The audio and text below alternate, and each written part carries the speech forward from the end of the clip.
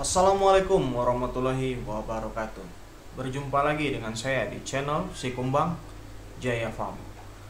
Apa kabar para subscriber? Mudah-mudahan Anda diberi kesehatan oleh Yang Maha Kuasa.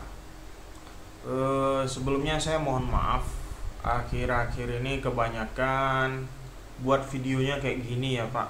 Ya saya maklum, karena biasanya kan saya di kandang gitu. Cuma karena keadaan yang mengharuskan saya tidak bisa kemana-mana dulu karena sakit ya, kecelakaan. Nah, di video kali ini saya akan jawab salah satu pertanyaan viewer. Dia sebenarnya sudah nanya sekitar 2 minggu yang lalu dan baru kepikiran sekarang ya. Dia nanya, Bang, saya mau mulai usaha ternak ayam broiler, lebih baik saya itu sewa kandang atau buat kandang. Kebetulan di tempat saya ada yang mau menyewakan kandangnya, jadi dia kasih sewa itu per ekor. Terus dia bilang lagi, sebenarnya saya ada dana buat bangun kandang baru. Jadi sebaiknya bagaimana? Saya sarankan kepada orang yang baru memulai usaha ayam broiler, baru nyicip lah ibaratnya ya kan. Jadi dia baru mau berkecimpung, hanya modal nonton YouTube, ingin terjun ke ternak ayam broiler atau tergiur dengan janji-janji manis para YouTuber peternak yang begitulah ya kan. Saran saya, silahkan Anda sewa dulu 2-3 prodi, rasakan bagaimana susahnya, bagaimana enaknya, bagaimana manisnya uang di ayam, bagaimana pahitnya jika Anda menderita kerugian. Di situ Anda nanti bisa berpikir, ini usaha mau lanjut apa enggak untuk ternak ayam broiler ya kan. Kalau seandainya saya lanjut, inilah resiko yang akan saya dapat, inilah asam manisnya dunia peternakan. Karena saya rasa dengan 2-3 prode Anda sudah tahu lah gambarannya asam manisnya dunia peternakan ayam broiler, dari permasalahan PT, permasalahan pakan, bibit dan segala macam. Biasanya 2-3 prode sudah mulai terasa. Nah, untuk masalah pembuatan kandang, ini saya sarankan lagi, kalau dana Anda hanya cukup untuk buat kandang open house, sebaiknya jangan Pak.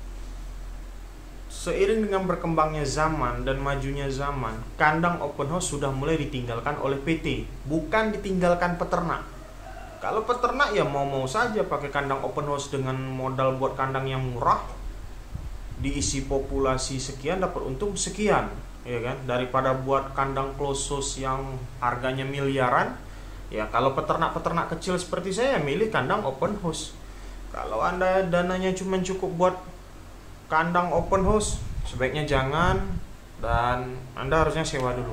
Kalau ada yang bilang, "Woi Bang, ini kandang open house masih diisi kok." Iya, saya juga masih diisi kandang open house Pak. Tapi ya itu, lamanya Pak. Ini paling tinggal tunggu waktu setahun, 2 tahun, kandang open house nggak bakal dipakai lagi sama PT. Lihat aja nanti.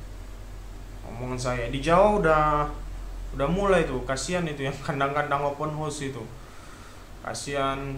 Kadang ada bahkan beberapa ada yang baru buat kandang ya kan, diisi PT 4-5 prode mulai diundur-undur ngisinya. Itu terjadi salah satu pelanggan obat lalat saya tanya, "Kok Pak, kok pesannya sekarang 4-3 bulan sekali Pak?" "Iya Pak, pengisiannya lama." Itu saya tahu itu Pak, karena kandang dia open house. Mungkin dia ini member lama kan di suatu PT, jadi mungkin gak enak PT-nya. Sebaiknya Anda jangan, kalau saran saya, kalau Anda uangnya ngepas mau buat kandang open house, jangan. Kalau mau buat kandang jangan tanggung, close house sekalian. Ya terserah lah, mau pinjam bank atau mau pinjam mertua segala macam uangnya kan, tapi saya sarankan pakai uang Anda sendiri. Jangan main-main riba lah. Nanti malah kacau hidup Anda kalau main riba itu. Nah, balik lagi ke masalah persewaan tadi. Itu biasanya biaya sewanya Pak 500 per ekor. Kebanyakan seperti itu yang terjadi di daerah saya. Itu untuk kandang open house. Sebaiknya kontrak saja per tahun, jangan per ekor. Jadi Anda bisa bebas dalam setahun itu mau isi berapa kali gitu kan. Rata-rata dalam setahun itu 7 kali. Anda prediksi keuntungan sekian. Anda kan bisa tahu tuh berapa itu keuntungannya. Dan kalau sewa kandang, jangan kandang yang kecil. Minimal sewalah kandang dengan kapasitas 10.000 ke atas ya, biar keuntungan Anda itu bisa berasa, Pak. Cuman kalau Anda sewa kandang itu cuma dengan kapasitas 3.000 atau 4.000, saya sarankan jangan sewa ya, jangan sewa, rugi. Minimal Anda sewa itu kandang itu kapasitas 10.000 itu. Tentu dengan gaji pegawai yang diperhitungkan dan biaya operasional segala macam yang diperhitungkan. Namanya kita sewa kan. Jadi itulah saran saya untuk yang bertanya, sebaiknya sewa atau buat. Sudah saya jawab ya. Kalau duit Anda ngepas hanya buat kandang open house, lebih baik sewa. Tapi kalau kandang duit Anda ngepas buat kandang, bukan, maksud saya setelah Anda coba 2-3 prodi tadi saya bilang ya, Anda sudah tahu ini kayaknya enak bisnis ayam, Anda lanjut buat kandang, tapi jangan buat kandang open house. Saya ingatkan, itu saja sebelum Anda menyesal. Sekian dulu dari saya dari channel Sikumbang Jaya Farm. Mudah-mudahan bermanfaat bagi Anda dan menjadi acuan bagi Anda bagi bisnis ayam broiler. Jangan pernah bermain-main coba-coba di usaha ayam broiler nih. Coba boleh, tapi dengan serius.